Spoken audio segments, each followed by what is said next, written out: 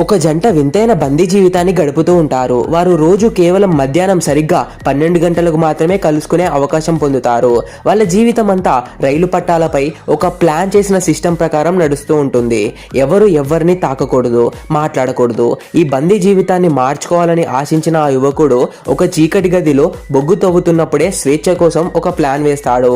తను పంపిన కాగితపు విమానం ద్వారా తన సందేశాన్ని అర్థం చేసుకున్న అతని భార్య తన గుండెల్లో ఉన్న శక్తిరాయిని త్యాగం చేసి తన శరీరాన్ని రాయిలా మార్చుకుంటుంది.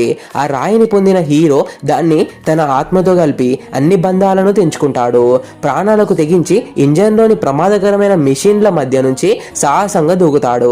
చివరికి సరిగ్గా సమయానికి పక్షిపై వచ్చి శక్తిరాయిని తిరిగి ఆమె శరీరంలో ఉంచి ఆమెను మామూలు మనిషిని చేస్తాడు. ఇద్దరు కలిసి ఆ బందీ ప్రపంచం నుంచి స్వేచ్ఛంగా ఎగిరిపోతారు. వెళ్తూ ఇంకా జైల్లో ఉన్న మిగతా కీలు బొమ్మలకు వీడుకోలు చెప్తారు.